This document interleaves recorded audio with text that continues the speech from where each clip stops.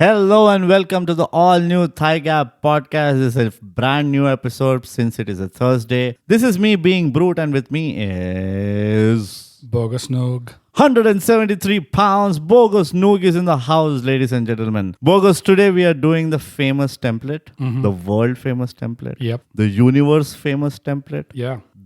what's bigger than universe? Nothing. The multiverse famous template. Oh, It's yeah. not easy. Sarcasm. Sarcasm. You look so not cute, easy. Bogus. Thanks, Brett. That was sarcastic. I took it literally. Don't. And this is why we are doing this episode. Yeah. So you know how to deal sarcasm and what it is. Yep. And why are we doing this episode? It's because one of our listeners of our Telugu podcast, Yes. Ashok, shout out to Ashok. Ashok. Great shout That's out. a shout out. Literal shout Literal shout out. That's how you shout out. for suggesting this topic Yeah. and asking us to do an episode on this. So here we are. Here we are as if we are experts. Yep. And since we are doing the podcast and we have the mics in hand, we are the experts. We are the experts. Yes. Bogus, sarcasm is a very personal topic. It's it's an emotional one. It is something that we really care for. Right. On a day-to-day basis, we practice it as it is a religion for us, right? We get up in the morning, we brush our teeth, stare in the mirror, and then we hit it off Yep. from the word go. Yeah. Before we go into sarcasm in depth, can we just once go through the award-winning socials of ThyGap, Oh, Bogus? yes. Award-winning, okay? We are just about 3 steps away from that Oscar red carpet. Right. For award-winning socials, Bogus, Instagram we are at. @_ ThyGap. Twitter and Vero we are. @ThyGap. And if somebody is going to write a mail to us, mindthygap @gmail.com. award-winning, guys. AWARD. S. Multiple awards. Yes, multiple. It's plural, by Yeah. the way. So now that that's out of the way, let's get into the deeper parts of this episode. Hit us with the etymology, like where the word came from, why did it come, who invented it. Give us that whole history lesson for no reason. So, as is our want, we looked up the definition of sarcasm just to ensure that we are on the same page as far as the context goes. Yes. On the internet, sarcasm is defined as using irony to mock something or to bring attention to something that is absurd or to flip something on its head, using inversion to say something but actually mean completely the opposite. Yeah, like you're looking cute, Bogus. Exactly. As far as the etymology goes, it goes to late Greek sarcasmos, which is to taunt or mockery or speak bitterly, or also to strip off the flesh, brackets like dogs. I don't know why. I don't know how that relates, but maybe How sometime. it has taken a dark turn. Yeah. These Greeks have the knack. Yeah, you would expect that would Yeah. be Chinese. Yeah. Like the Greeks, back in the day, always are like, oh, you want to know the meaning of flabbergasted. Yeah. It is to get shocked. It is a sudden surprise. It is Right. like, killing your wife. Yeah. Bring this animal. Yeah. Bring this Like random being animal. eaten by I'll a- show you the meaning of this word. Being eaten by a bear. Like, that's when you feel flabbergasted. Yeah. Greeks are weird, man. Like Those were violent times. violent times, like there's no morality, like the abundance of human flesh. Yeah. Insane. Sarcasmo, interesting. It almost sounded like it went behind a guy's name. Like there was this guy in Greece in 70,000 AD. Yeah, sarcasmosis. Sarcasmosis Frank Yeah. the third, who always never gave a straight answer, and Yeah. it's from him that they have identified this whole topic of sarcasm. Yeah. Great. So that's the etymology, as if we care. But Bogus, like I want to know from you, what for you is sarcasm? Just give me like a crisp 2-sentence answer. I've always thought of it as the same thing, like saying one thing but actually meaning the opposite of what you're saying. Yeah, great. That was half a sentence. Intense. I always appreciate how you follow instructions. Brackets, flesh. What is that? Removing the flesh. Stripping of the flesh Stripping of of the dogs. flesh of Yeah. the dogs. Interestingly, Bogus, I always looked at sarcasm which has a dual tone. It can be used in a positive way. Right. And I'm using the word positive for the lack of, the right words. And there is the other way of using it where it has a negative effect. Yeah. So for me, I'm a big fan of using sarcasm, the tool in itself, which has a harmless impact Right. in the room. You know, if there is this bad news to give, you don't use sarcasm, because the reason is, for me personally, you do not want the meaning or the intent to be lost in the communication. So you rather be straight. Yeah. And also, you don't want to make, you don't want the person to think on behalf of you. Right. Right. So you have to be that bit more transparent with your communication. So I'm a big fan of using sarcasm only as a tool for the, for the elevation of the mood, uplifting of the morale. Right. Or just to like crack people up, break the ice and all. Yeah. So for me, the definition of sarcasm is about stating the obvious, being as commonsensical as you can be in any situation. So it's a very different take that you and I have, right? And we had a long debate about it. When we start our Patreon channel and we hit the 1 million mark, we will release those BTSs. Right. More or less never related to the topic. Now let's get into the second deep level. Why is it not easy? Why is it not easy? So I think we came up with 3 reasons that we want to go into why sarcasm is not easy. And I forgot 2 of them. I'll remind you. That's okay. Or you were being sarcastic. Oh, behave. Yeah, baby. So the first one, of course, is because one of our listeners who's quite young asked us to do an episode on sarcasm. Yeah. We thought maybe there was Can you specify what his ask was? I think he was coming from the point of, in the Telugu podcast, you guys are very sarcastic and you're very funny. Which is so untrue. We are so honest about our opinions in our Telugu podcast. We should be sad that it is actually coming out as sarcastic, but hey, we got a topic out of it. We got a topic out of it. Yeah, so win-win. Yeah. So he was like, can you talk about how someone can maybe start off or how someone can develop that skill? Right. So that's where the question came from. But the first reason why we want to go into it's not easy is because, especially considering the underlying implication of that question, which was that it's something to look forward to or it is something to look up to. Yeah. That, this is something that I definitely need to have in my toolkit. And that's where, certain things could get lost in translation. And that's why we want to make it more clear, sort of maybe to introduce some nuance into it as we do in the ThyGap podcast. Always. We are all about nuances. Yeah. Come on. Okay, don't sound so sarcastic. Like we are so nuanced. Yeah. I mean, the only other people who are as nuanced as us is our mirror image. So the first thing we want to call out is that it is only a tool at the end of the day. Sarcasm is only a tool. Why we stress on this is because a tool can be used in a number of ways. Yes. You have a hammer, you use it to hit a nail on a head. That's the ideal way of using it. Right. But if you use it on someone else's head, then that's without the nail. Without the nail. Like if you're hitting it on somebody else's head directly, without using the nail on the head, then it's a problem. Yeah. So you're using a tool in a non-ideal way in that scenario. So I guess what we want to underline here is it is not by default a great thing always. Yeah. It depends on how you use it and it depends on in which situation you employ this tool. Yeah, it does come with its own cautionary set of instructions. Yeah. But what I was curious about is why, when Ashok asked us how to be sarcastic, first thing that hit me was, why do you want to be sarcastic? Yeah, exactly. It comes with its own flaws if you're sarcastic, right? It kills the surprise for you. It does a lot to you if you're being sarcastic. You have to deal with backlash. You have to be thick-skinned. There's certain prerequisites that you need. Yeah. So I was curious to know, why do you want to be sarcastic? Because, and you hear this a lot, right? Like if you are a sarcastic person in general, you're a natural at it. Then a lot of people how do you be so sarcastic? And you really don't have a concrete answer for that. Right. I don't know. I just I am sarcastic. Yeah. So I am always curious about whenever somebody comes and asks, what is the big problem in your life that you want to rely on sarcasm? Why does anybody want to be sarcastic if they want to be sarcastic? Yeah, I'm never quite sure. Is it because they're saying, how do you be sarcastic so that I can also be funny? Or are they saying, how do you be sarcastic because I can also get away with saying something indirectly rather than having to say it directly? Yeah. I'm never sure exactly what the intent is. Because it's a very glossy picture when you're sarcastic for a third person.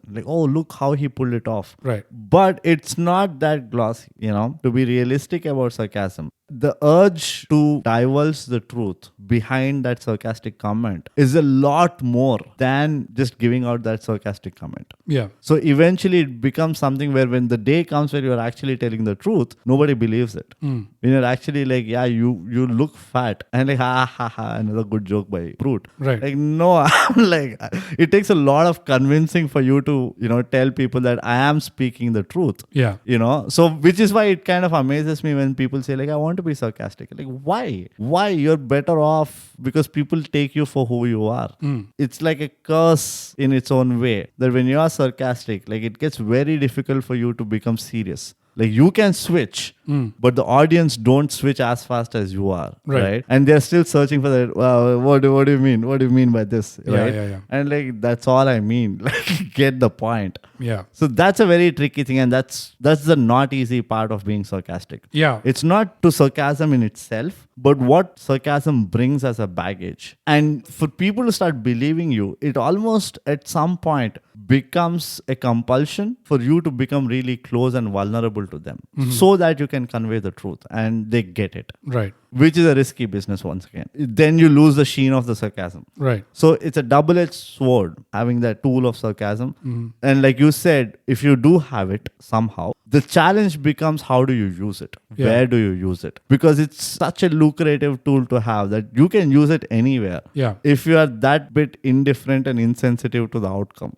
If you're that person who's like, I don't give a shit what happens, I'm just going to have fun. Yeah. Then it becomes dangerous over a period of a time. So for me, the not easy part of it is not just understanding that it's a tool, which is the prerequisite or the primary principle of that. Yeah. But also knowing where it is an important tool and where it is not. Which is why for me, that differentiation of this is a positive impact of sarcasm versus this is kind of like a downer impact is really important to understand or know so that you use it in the right place. Yeah, because the danger, like you said, of the blowback is you cannot control people's reaction to it. Yeah, nope. Zero. And sometimes people can react in very strong ways to death threats to start off with. To basic harmless, sarcastic remarks. Yeah. I myself have been on the receiving end of that. So I'm sure the scars tell a lot. Yeah.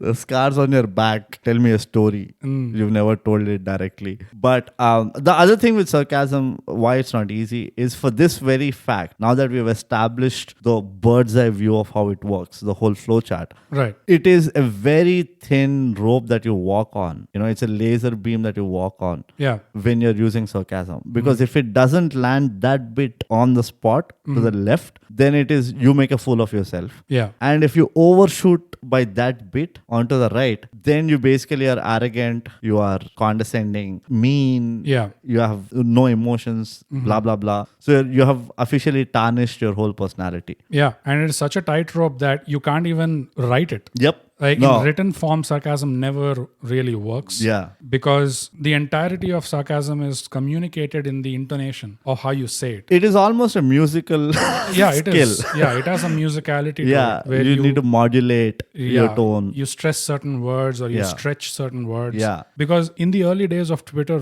there was actually an attempt to convey sarcasm in written form Yeah. by putting a /s at the end of a sentence to sort of communicate to people that, hey, I was being sarcastic here. Yeah. So you just end your sentence with a space and then a / small letter s. Yeah. Unfortunately, that never took. But I thought, okay, this is at least a hack that someone is trying to come up with to convey to people that they're being sarcastic, but it just never took off. But that's the thing, right? If you convey it is sarcastic, then it's no more sarcastic. Yeah. That's the paradox of it, right? Yeah. It's like a good joke. You can't explain a joke and then expect that, oh, by the way, what the joke meant was ABCD. That's and it, you're you've killed it already. yeah, you've killed it already. Yeah. It is a cautionary warning. Never try to be sarcastic on any format of digital communication. Yeah. Yeah. No, it can only and only be used in in-person conversations Verbal. or like in a room full of audience. Yeah. But not when in a message. Don't put up tweets saying that, yeah, correct, Shah Rukh Khan is great. Yeah. And they're like, oh, you didn't get the point. Yeah. Then You you'll know- have 25,000 fans following you. Yeah.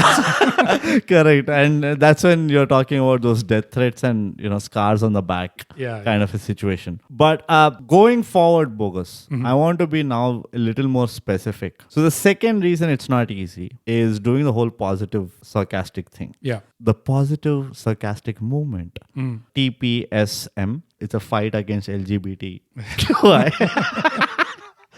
No, it was sarcastic. Why I say that is it is really difficult. It's a golfing accuracy type. So you have a small hole to putt into, and even if you miss it by that much, either this way or that way, it does have its own repercussion, which is uncontrollable. It's a chain reaction. Yeah. Now, what I mean by why it gets very difficult to have that positive impact, where even if you don't mean ill, you still can be interpreted. Interpreted as, oh, he's so arrogant. Attacking me directly. Correct. And that's because, in my experience, again, it's very subjective, like always ThyGap is. Right. It's about how you see the gap in the thighs. That's it. Yeah. That's where the name comes from. That's the etymology of ThyGap. By the way, for all the people who never care to ask us, what do you guys mean by ThyGap? This is what it is, guys. We are proactive in such things. It's a lot of empathy. I've seen a lot of people who are great at using sarcasm in a way where you really enjoy it. Yeah. And the common trait that I have seen among them is that they have that antenna for understanding their people in the room. Yeah. They get what can be a common messaging. They get the safe pockets of using sarcasm to make the impact happen. And that is something that we lack as a society, like as a tribe. We lack that. Again, we have discussed this in multiple other topics previously, where because of the social media, because of this FOMO, because of the unhealthy competitive nature that we develop, all these reasons, we lost empathy. We lost the connect to that emotional quotient. And you kind of need a decent amount of emotional quotient to be sarcastic, to make it look like it is for the benefit of others. Yeah, you're only trying to lighten the mood, lighten the atmosphere. Right. You're not trying to attack anyone. Right. But that is only as far as your intent is concerned. Unfortunately, it also has to be interpreted by everyone in the same way. Right. And that bridge is empathy. The bridge to have a successful interpretation is to have that empathy towards people in general. If someone can understand the average consensus, empathize with the consensus of the room faster, they have the higher chances of, hitting the mark. And I've seen people who can just walk into the random rooms and they just can be sarcastic from word go, like Brute. I'm going to speak about Brute in third person now, where he can just walk into a room, start being sarcastic from word go, and it just fits. For people, it is like, oh, wow, how did he do it? The secret is just about exaggerating the obvious. There are hacks kind of things, right? You exaggerate the obvious. You call out the irony, right? And like you mentioned, talk the exact opposite of what really is, right? And you nail it. You break the ice. Yeah. I've seen you... Brute. You've seen Brute. Just so... Speak to him in reverence. No. Bogus. His bruteness. His bruteness. No. We should use Brute. His bruteness should be my tagline. Oh God, my mistake. Being Brute, I'm his sorry, bruteness. Guys. Yeah. This is going into press, guys. Okay, this is going to be press. Wherever I'll give a press this thing, this is how they have to address me. I've seen you do it multiple times in groups of people, social situations, and... Where I'm not invited again. Yeah, obviously. It's a once in a lifetime thing. Where essentially what you're doing is, the way you employ your sarcasm is, when someone makes a statement which is a little too obvious to state out loud, or it is too... or maybe it is redundant. Yeah, I think that's a better word, redundant. What I've seen you do basically is when you respond to that statement sarcastically, what you're doing is you're putting a spotlight on the obviousness of, the painful obviousness of what they said and why they did not have to say it at all. Yeah. Basically. It's almost to state that you just wasted all of our time. Right. And you basically wasted all of our lives. Yeah. It's, again, exaggeration to that point.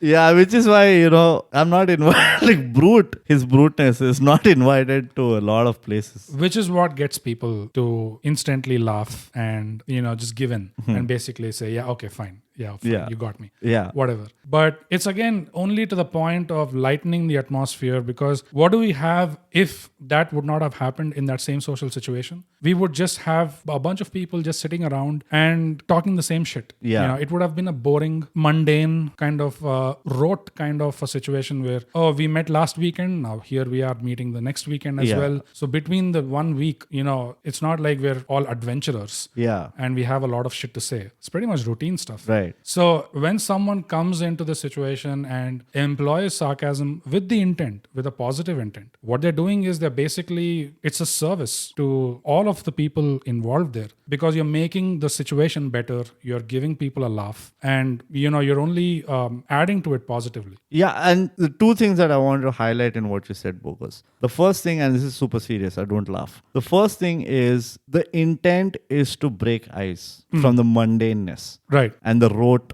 redundancy of the conversation. Right. Right? That is one. Which is why you kind of see this kind of behavior in a close group of friends where everybody just like, you know, free-flowing comments and stuff. The second thing is for people who want to understand sarcasm.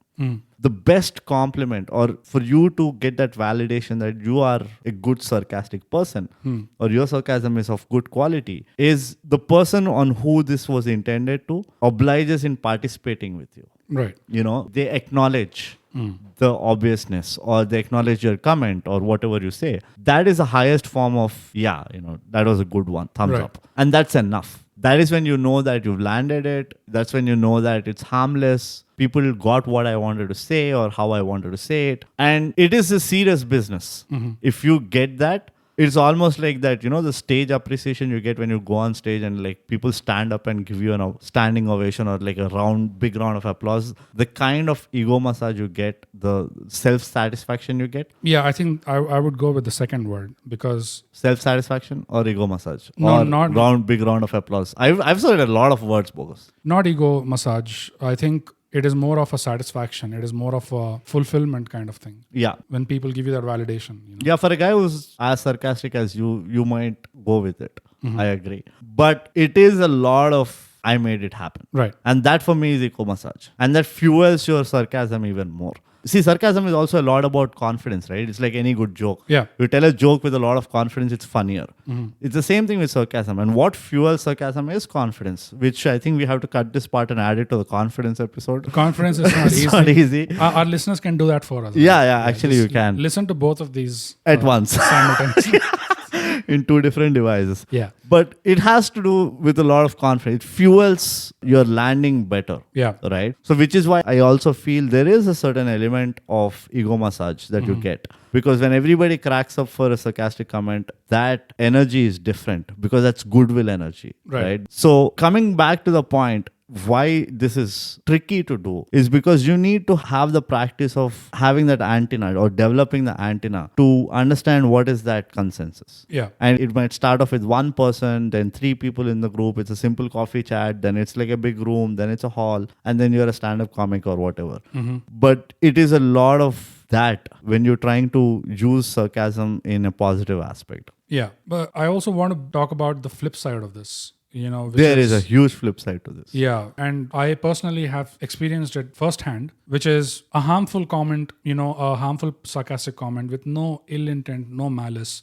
It was just intended as a joke for people to laugh, but it was not taken that way. And the reaction was quite strong. And I think there were 1 or 2 occasions where the reaction was also violent. This was when I was in... About 1962. When I was in school, basically. Oh, sorry, 67. Right.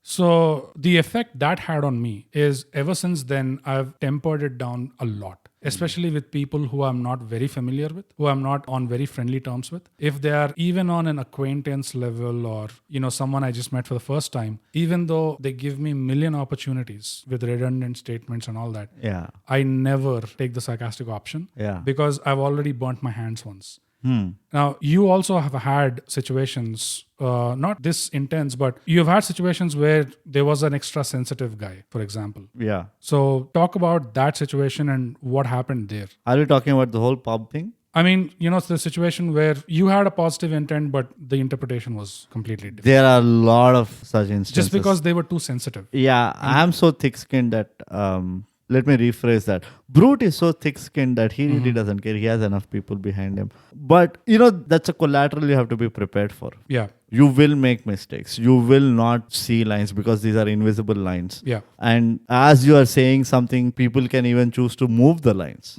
For someone, they might be counting strikes. Yeah. Okay, he said it once, I let it go. Oh, he said it twice. If he says it again, I'm going to that's strike 3. Yeah. So you don't know the math behind the other person, Right. right? So it's very, very tricky. Like, as long as you're clear about not being ill-intended, I think that should do. If people take it the wrong way, so be it. There is no point justifying because they've already made that. The hope is it's a very small percentage of people who do that.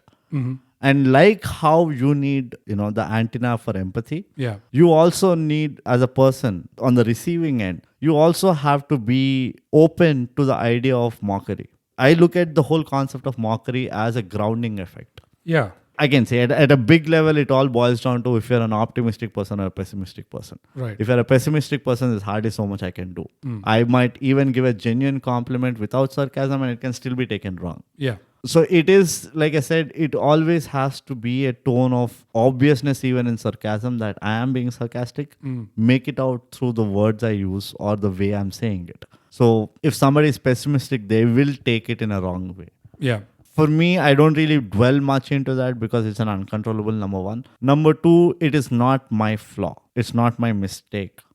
I didn't mean it that way. I'm not going to apologize for something that I don't mean. Yeah. Right? Yeah. So I let it go to that. But there are cases where you are genuinely being ill-intended because you just don't like that person. Yeah, of course. And that's a completely different ball game. Yeah, for sure. On there, if they take offense to that, good. That's exactly You what have I wanted. succeeded. Yeah.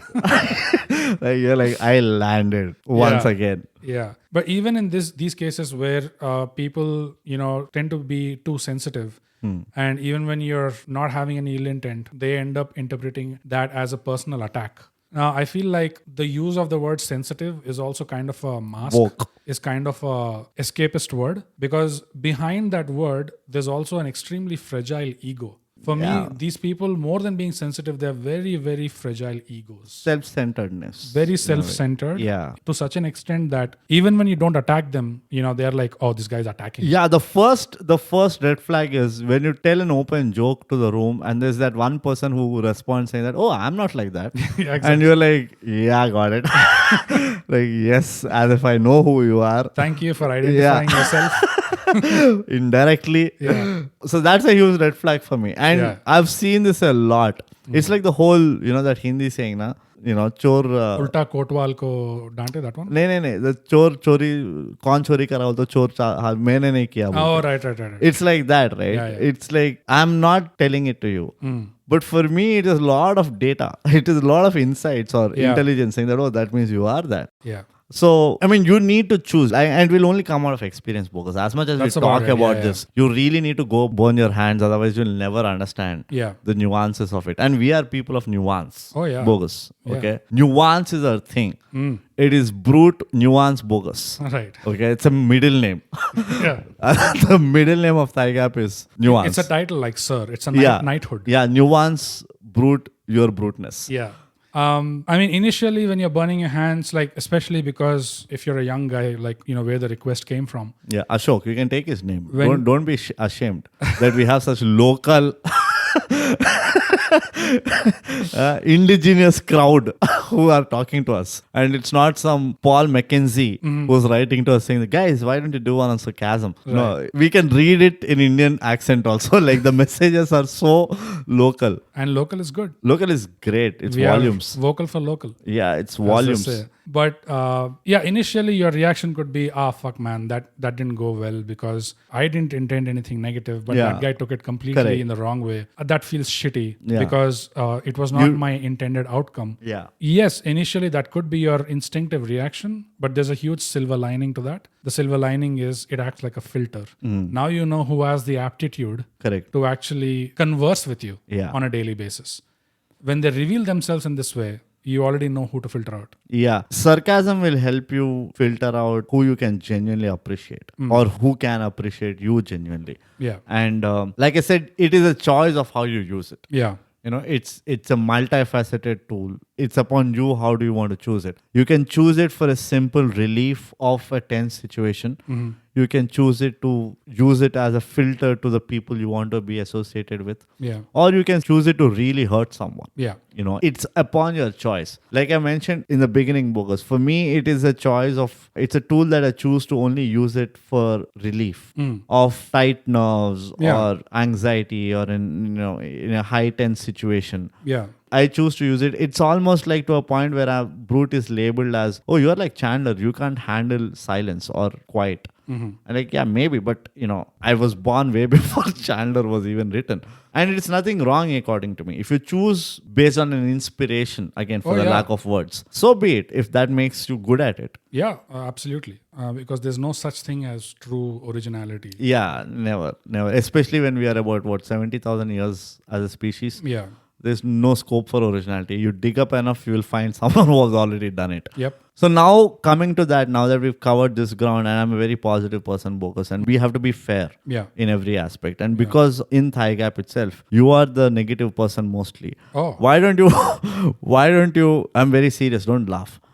Why don't you tell me how is sarcasm used in the wrong way? I don't want to say wrong way. Again, lack of words. I don't know what else to say. Language, it's not easy. It's not Check easy. it out. Please, and share. Yeah, I don't want to say wrong way. What I want to say is the negative aspect of it. Wow, like negative is such a softer word than wrong. Harmful way. Let's put it this way. Harmful way. Not even harmful. I would say anything apart from what the previous segment was, which was using it in a positive light, using it to lighten up the atmosphere.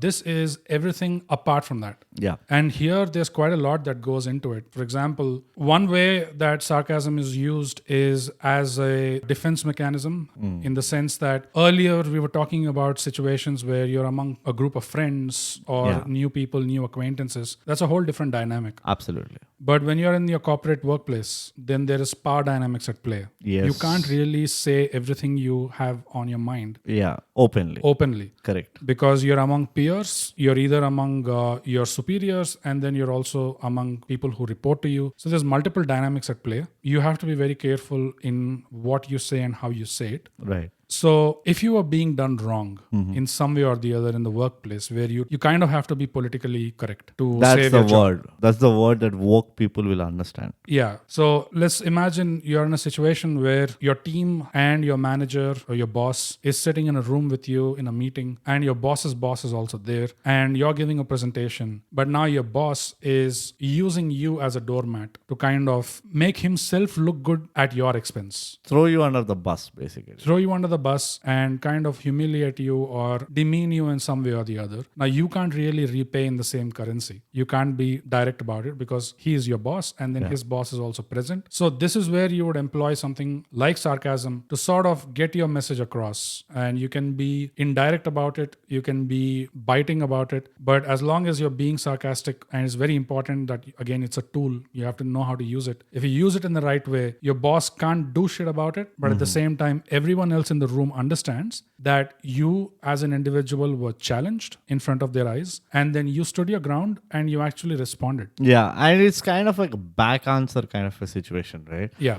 Like, how teachers point out students and they're like, oh, what do you think? You're big, like you're dope or something. And there's always that smart ass who comes back with a sarcastic comment like, I'm just like you, sir. Yeah. Right? Yeah. So it is kind of that back answering mechanism where people use it. And why we categorize this in this, kind of negative shade is there is a backlash. Yeah.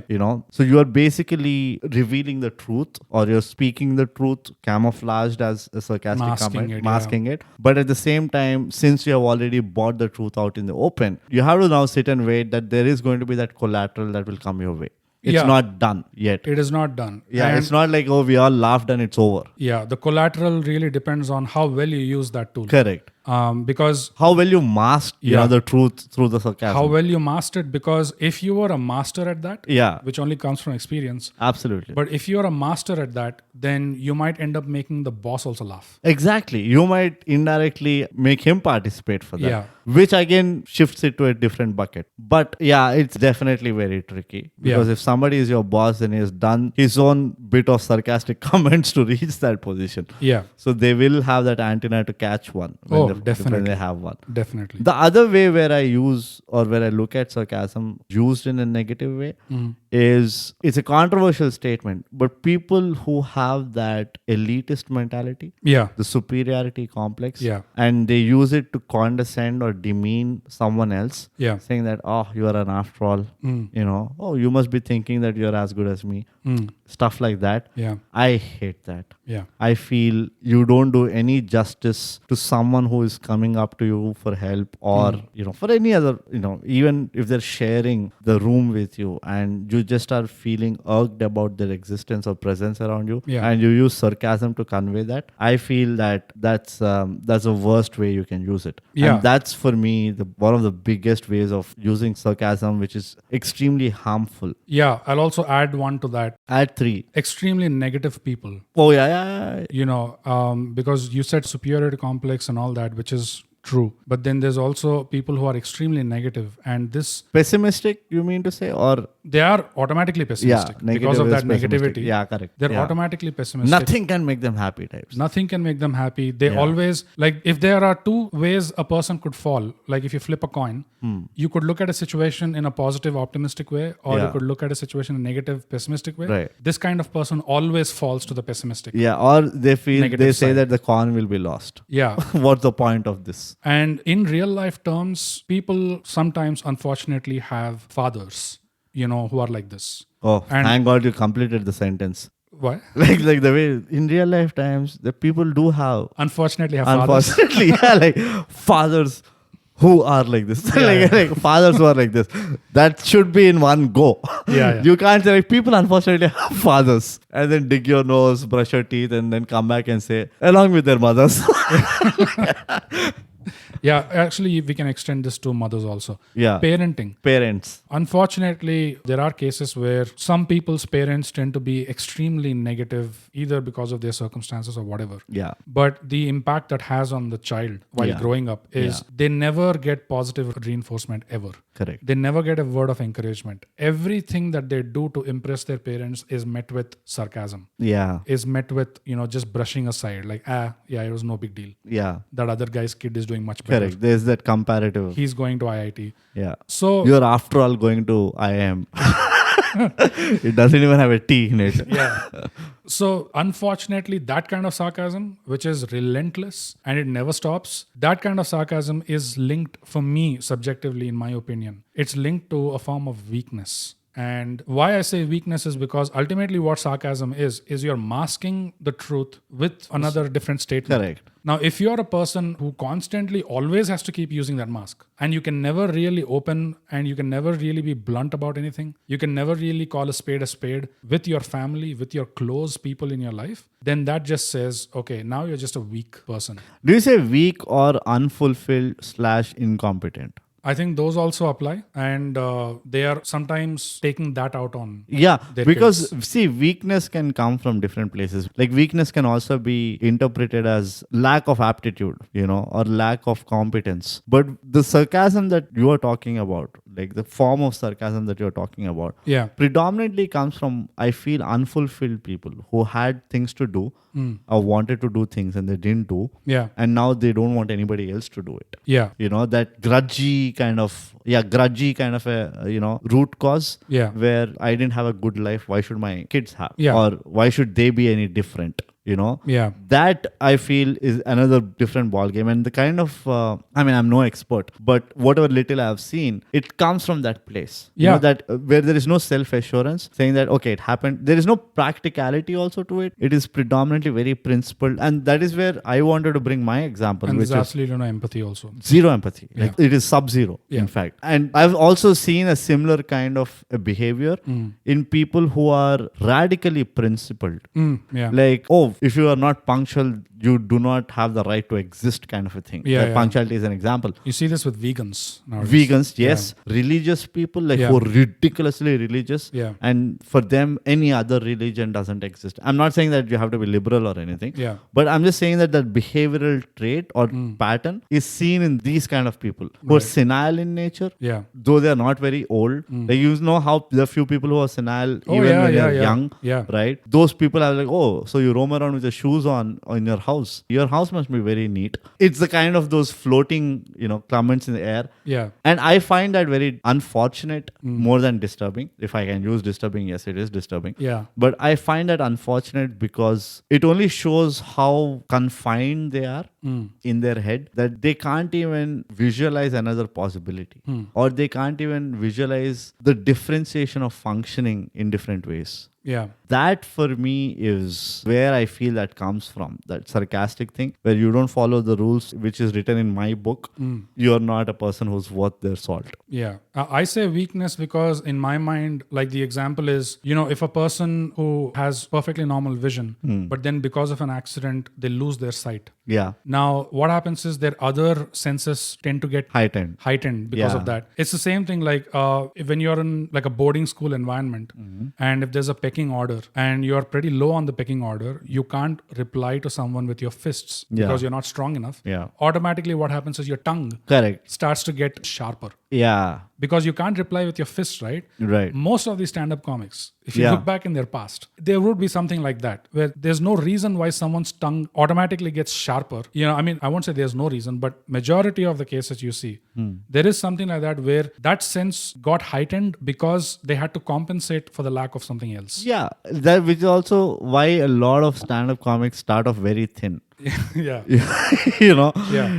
I've seen a lot of stand-up comics who are ridiculously thin. Yeah. I mean, there are fat stand-up comics also, but they're smaller in percentage. Yeah. If you look at all the early videos of the stand-up comics, and they're 20-25, which is the matured body age. In body, right? maturity, yeah. There is a certain level of weakness in the way they are. You go to physically. any open mic, bro. Yeah. Go to open mic and you hang out with those open mic comics. Right. You can smell. Yeah. You can taste desperation, insecurity, the competitiveness. Need for attention. Oh, yeah. It is. There's so much there. Yeah. It's a whole thing. Yeah. But coming to the point again, the weakness. The weakness part. What I meant was, these extremely negative people, the fathers, the parents that we talked about.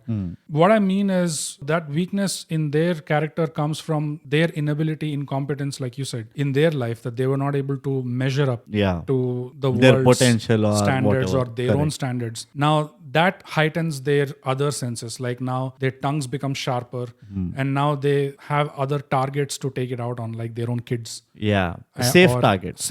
Yeah. Yeah. Who can't give it back. Yeah. Yeah. And also, the other thing is sarcasm cannot be told from a place of disregard. You know what I mean? No. But it should not come from a place of you not caring. Okay. Even if it is for a stranger. It's a little difficult for me to explain how that happens. But again, I take the example of Don Rickles, who I admire. Like, that guy is a genius. Even if it is a random person, the way he's sarcastic or insulting to them, you almost sense a certain warm, hand over a shoulder kind of an insult. Right. It's like, have you ever, I'm sure everybody has done this. Some friend is like, I'm depressed and this and that, or, I'm not feeling good today. And you go put the whole act that you're caring for him and you almost say like, you know what, you are really depressed. You are useless fellow of the millennium. Right? But the person will laugh, the friend will laugh because, he senses the intent, caring hand over his shoulder more than the words you blurt out, right? Yeah. And that is where I say that sarcasm cannot come from a place of disregard to someone. Because if you disregard somebody's personality or existence, then it is very, very painful. Whatever you say becomes very painful for that person to take. And even if they can't respond, it is unfair on your part. You need to be a little more responsible about how you are towards them. And it needs a very clear consciousness for you to do it. Right? Which again brings to the point that you need to be aware of, again, it kind of connects to empathy, but your awareness has to be like on the dot about who is in what situation, who you can go that extra step with and stuff like that. And I see this missing in people who have that superiority complex. Yeah. And that superiority that they have is based on absolutely nothing. Oh, yeah. It's just their own it's hyper reality. Exactly. It's all a built up palace in their head, and they might have very ordinary achievement. Yeah. Right. But for them, that achievement itself is so hard fought and won like after so many obstacles and hurdles and all. Yeah. That it makes them feel that they have done it all. Yeah. Those people, when they are sarcastic, I get very pissed off. And they are sarcastic in that way. Like, you don't know anything, let me tell you types. Right. This disregarding behavior, I think that's a strict no. Yeah. It's almost borderline unethical for me. Again, it's subjective. Right. It is unethical for you to be sarcastic with somebody who you disregard. If you disregard someone for whatever reasons, then you rather give them the sore patch treatment where you are supremely honest and straight and direct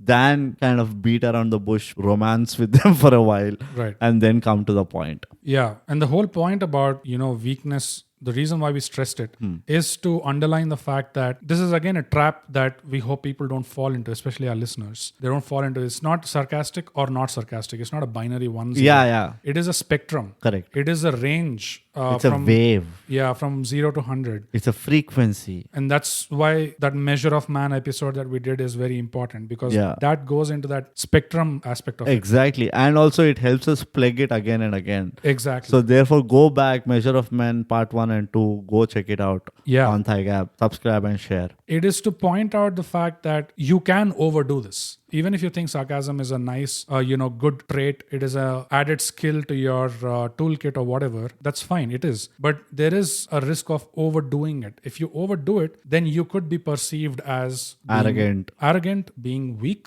elite, hiding behind sarcasm all the time because you don't have the balls to come out and say, or call a spade a spade. Yeah. So that is the reason why we highlighted that point. Yeah. The thing that I just want to tell this last, it's a word that I love and which I've heard it from you, is that agency part, the personal agency. Yeah. What sarcasm, and I think we have already come into it, which is why is sarcasm important? Why is it important? Yeah. Sarcasm is kind of weirdly, if you look at it closely, it gives you an assurance of your personal agency. As to sarcasm is that litmus test, who you like and who you don't like. Right. Because if I am sarcastic to you, I know if I am genuinely meant it or if it was just that floating, lightening up the mood kind of a thing. Right. And it happens so organically when you hate someone, but you're kind of dabbling with the idea that maybe I'll give a chance and stuff like that.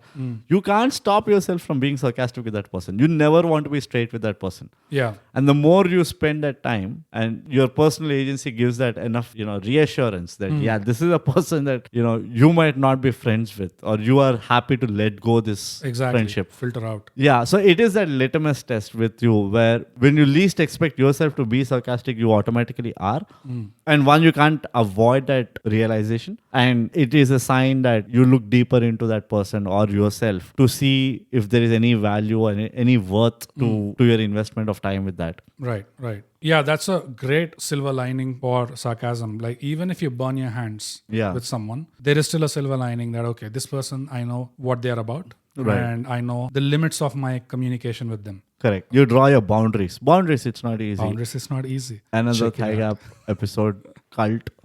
Yeah. The other thing is why sarcasm is important is because it is a survival tactic in today's times. Yeah. It is a defense mechanism and also an offense mechanism. In combination, both you combine again. It's Krav Maga. No. It's the Krav Maga of communication. Yeah. You can offend and defend at the same time. Yeah, but the combination of the two, why you combine those two, how you combine those two, it is again coming back to the personal agency. Yeah. It is you do it to maintain your personal agency over a situation. So that, again, like we said in an earlier episode, the overall goal of life is to have your cake and eat it too. Yeah. In situations. Correct. And in the context of this episode, you can achieve that through sarcasm because, like you said, in corporate scenarios where there are power dynamics involved, you can't really come out guns blazing. Correct. You have to... Unless you don't care about a job anymore. Exactly. Which is an outlier. So yeah. But like we said, it's a spectrum. It's a spectrum. Yes. Yeah. At the same time, just because there are power dynamics involved, you probably don't want to be silent at all times. You probably don't want to appear that you're swallowing whatever shit is being shoveled down your throat. Because people around you do observe you. People around you do respond to how you behave, and that automatically tells them whether you deserve their respect or not. Yeah. So unless you act in a respectable way, nobody's going to respect you. Unless you command respect, nobody's going to respect you. Because the only other way is you demand respect, which is short failure. Yeah, it's only short term. That's it. There's no demanding. It doesn't work. It's a shelf life. You have to... Unless you have a lot of money to pay it, Exactly. buy it out. Yeah. you have to command respect from people. How do you command respect? It is when you put your stamp on a certain situation where if you're not happy about how things are going, you still find a way to mask your original intent or your original passion, but you still express it in a way through sarcasm, for example, to make people understand that, okay, you have expressed what's on your mind. So you still walk away without actually causing any major damage. Yeah. And why it is important, why we say it's a survival mechanism, is if you think of an example of warfare, if you think... Please don't make it violent, bogus. Why do you always... Can't you give an example of buying fruits or going to the vegetable market? Why do you have to talk about warfare? Somebody is dying, then there is bombing, then suicidal bombing and all. You know, the Roman Colosseum was always full of it. As human beings, bro, we have bloodlust. So, there is no escaping it. Violence sells. So your substitute to war is going for human sacrifices, being more primitive. Like what, fleshing the dog? What was the... Skinning the flesh of a dog? Like, that was not me. That was literally... That's Greek. There. That's where you went. You jumped straight They use that, the words. I didn't use that myself. Okay, but... But bro, you know very, very well. There's two things that sell like nothing else. Violence and sex. Yeah. Now, if I can't use violent examples, I'll have to use the other one, which ours is a family-friendly podcast. Which so we say once in a while. So we say, yeah. And how are families made? And we also mentioned that we are not just a family-friendly podcast, but we are also a comedy podcast, which people seem to be forgetting every once in a while. Yeah, and I can't believe how much we have to emphasize it. We do a good job of reminding them. Absolutely.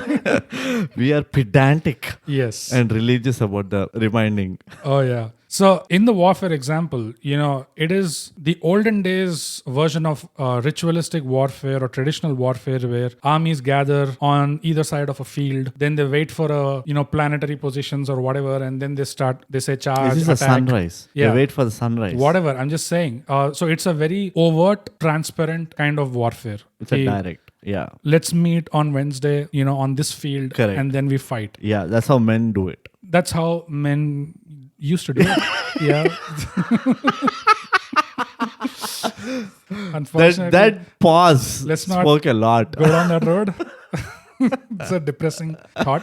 But nowadays we can't do that. Yeah. So sarcasm is like guerrilla warfare, pretty much. Mm-hmm. Sarcasm is... That's how gorillas do it. That's how gorillas do it, baby. But sarcasm is like, especially in a situation where power dynamics are there, if you overtly make an attack towards your opponent, then that gives them fair and free ground to respond back in the same way. Yeah. And in a power dynamic situation, if that person has more power than you, then not only they can kill you with one stroke, but also they have none of the accountability or responsibility because you made the first move. Yeah. And they were just responding. Yeah. So they can always escape with that. How sarcasm helps is, instead of you directly yelling and attacking them, you're kind of talking to them in a very, my friend, my dear friend, like Russian way or the Mughal way or something. You give them a hug, but you have a dagger in your hand. You should actually be like English way. It's the Mughal way. They're very famous for that. And the English way, Yeah, come on. Oh, you can't beat the English. Why even speaking of... Papa, Russians are like, I kill you, I kill your family, I kill everybody. Yeah. You come to my border, I kill you. Yeah, that's right. It's the English way. They first come to your shores. You seem to be having a very nice backyard. Can I look at it? Yeah. I'd like to start a business with you. Yeah. Okay. Why don't I sit down here for a while? That's about it. Yeah. You're done. And that's it. They're sitting down there for a while. Like a long while. So it's like you're having a normal conversation. There's power dynamics involved. Then you immediately use sarcasm in a skillful way. Yeah. What that translates to is, without them realizing, you just used a small knife and you just slit them on the side. That's about it. It's just a very deceptive, quick sleight of hand kind of slit. Before they even realize it, they already feel a burn. They look down and they're already bleeding. But they couldn't see you coming. And the people around you guys also didn't see you coming. So now if this person chooses to respond to you or retaliate in an overt way, then they have the accountability and they have the responsibility of making the first move. Basically, they become the offenders. They become the offenders. Yeah. They can no longer hide behind, oh, it was self-defense.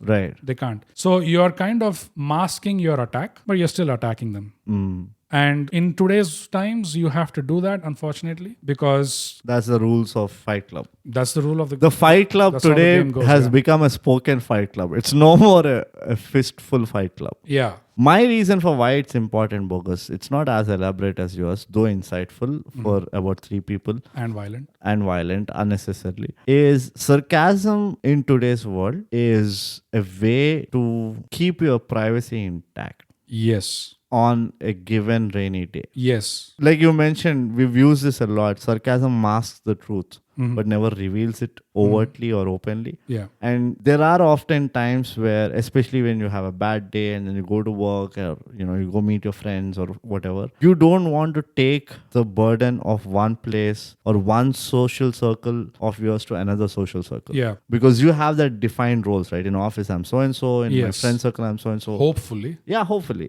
Like We did an smartly. episode on that also. Yeah.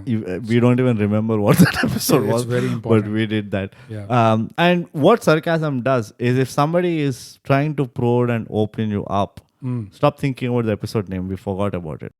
Are you still thinking about the episode? No. Yeah. They basically have to listen to all of them. Like, Yeah, they have to. Like Yeah, yeah, we'll plug however we want. There's no chronological order. We are not Amit Shah. it's all interconnected. Yeah. So what sarcasm does is it actually helps you get away from that probing nature of the conversation, Yeah. which can keep your privacy intact. Yes. And that's why it becomes a very useful skill among your own known circles, where if you're not ready to put it out there about yourself, any truth or any incident or anything, then sarcasm can act as a good defense mechanism. Yeah. And that, according to me, is the right way of using sarcasm as a defense. Oh, yeah. So it does become a very important tool. It conveys, if somebody is really close to you, it conveys to them that I'm still not ready to tell it out in the open, and they get it.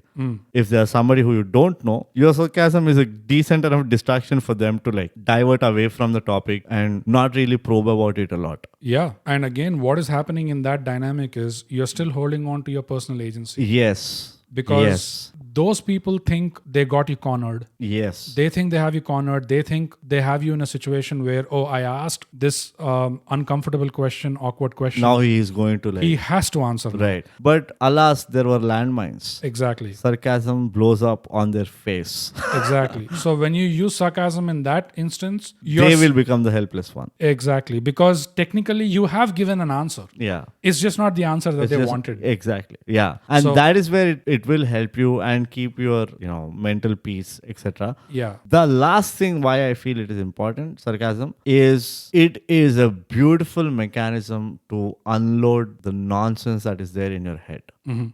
For you to feel free, Yeah. sarcasm acts as a fantastic tool Like a vent. like a vent. Yeah. Right? And like a vent, connecting to the last point, you don't even have to say what you're venting out.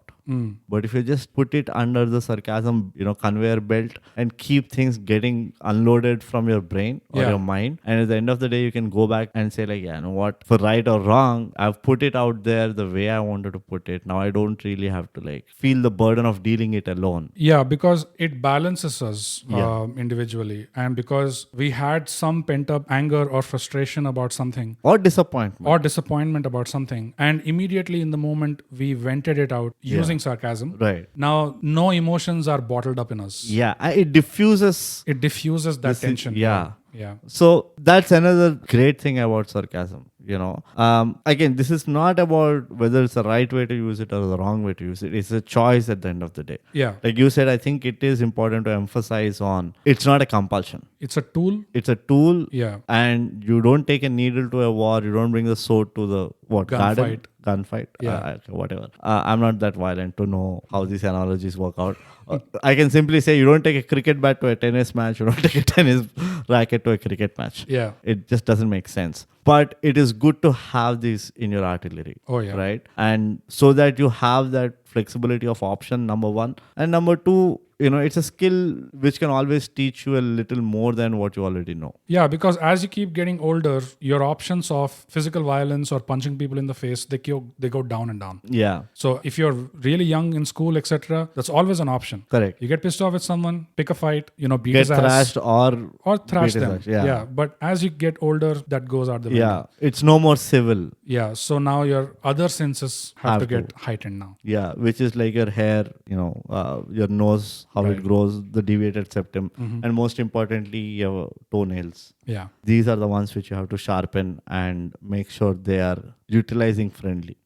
So, Bogus, any other points for you? Like, why is it important? No, that's Even if about you it. have, I think we should wrap it up. Nobody is interested in listening to your World War and terrorist stories as analogies. So, guys, that was sarcasm. It is not easy. It's not easy. Please write to us and tell us what you feel about it. And like we always mention that this is our subjective take. Yeah. And it differs even between us. Oh, yeah. Most often than not. And we are very sure that you also have your unique take on this and probably, a couple of points about how exactly you think sarcasm is as a trait or a tool. And the biggest $1,000,000 question about sarcasm, it's not easy, is when you want to tell us or share your thoughts, you don't know where to do it. And this is where we talk about the award-winning socials. And that's not sarcastic. Not sarcastic, super literal, seriously. Bogus, where are we on Instagram? @_ThyGap. Twitter and Vero. @ThyGap. And if somebody is planning to write a mail, mindthygap@gmail.com. that's all. That is why we are given awards. Yep. For the pureness, the purity in which we convey our socials. Yeah. Straight from the heart.